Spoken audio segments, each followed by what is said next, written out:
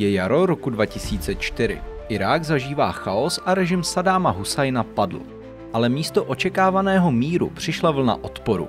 Město Falúdža, vzdálené jen pár desítek kilometrů od Bagdádu, se brzy stalo symbolem tohoto odporu. Místem, kde se střetla špička americké armády s houževnatostí iráckých povstalců a kde se svět poprvé naplno podíval do tváře skutečné městské války. Po invazi v roce 2003 převzali Američané kontrolu nad Irákem, ale v sunnických oblastech, jako je provincie Anbar, začaly vznikat ozbrojené skupiny. Lidé vnímali přítomnost cizích vojáků jako okupaci. Falúdža, město s přibližně 300 000 obyvateli, se stalo jejich útočištěm. Zde se začalo rodit hnutí odporu, které brzy otřáslo celou zemí.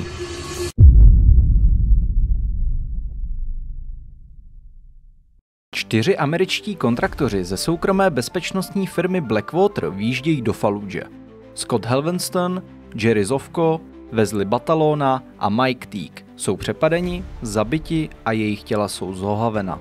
Dva z nich jsou pověšeni na mostě přes řeku Eufrat. Jejich těla měla být zpráva, která obletí svět.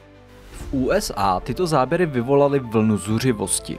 Amerika se chce pomstít a tak v Bílém domě padne rozhodnutí. Falúdža musí být potrestána. Americká námořní pěchota zahajuje operaci s názvem Bdělá rozhodnost. Cíl je jasný. Dobít město a zničit povstalecké síly. Brzy je celé město obklíčeno a do ulic se vydávají jednotky první divize námořní pěchoty. Na střechách se rozmyšťují odstřelovači, ulicemi otřásá dělostřelecká palba a nad hlavami krouží bitevní vrtulníky společně s letouny A-10. Falúdža se postupně mění v peklo. Povstalci mají výhodu, znají každou uličku, roh, budovu, zkrátka celé město. Bojují z domů, z mešit, z úzkých průchodů. Američané musí postupovat dům od domu, podobně jako v Hue. Každá křižovatka se stává bitevním polem. Každý dům pastí a vojáci musí prorážet zdi, aby se vyhnuli odstřelovačům v oknech. Ztráty pomalu rostou, ale nejvíce trpí civilisté. Město se brzy ocitá bez elektřiny, nemocnice jsou zahlcené raněnými civilisty, voda i jídlo dochází. Podle zpráv zahynuli stovky civilistů, ženy, děti, starci, lidé, kteří se ocitli uprostřed pekla. Obraz Falúdže se stává symbolem utrpení. Tlak veřejnosti i iráckých politiků sílí. A tak je 9.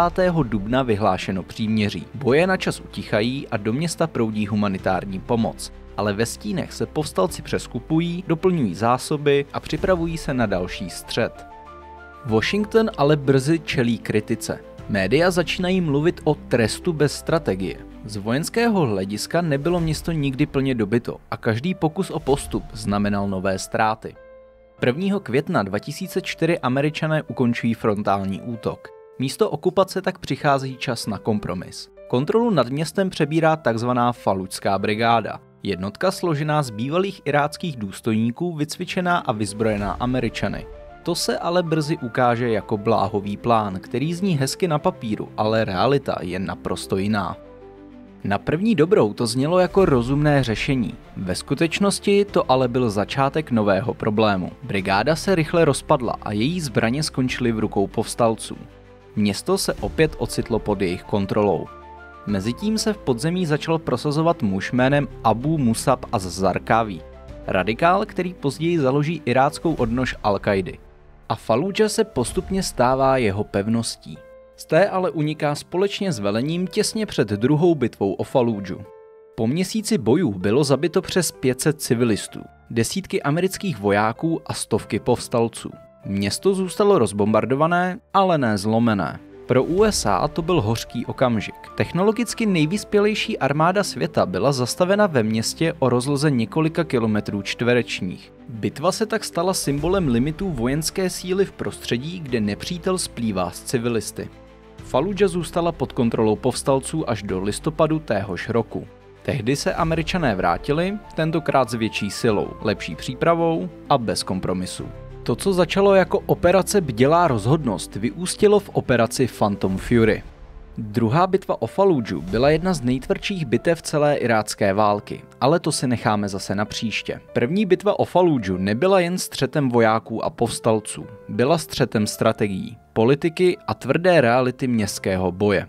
Ukázala, že moderní válka v městech není o tom, kdo má více zbraní, ale o tom, kdo lépe zná prostředí a kdo s ním dokáže dokonale splynout.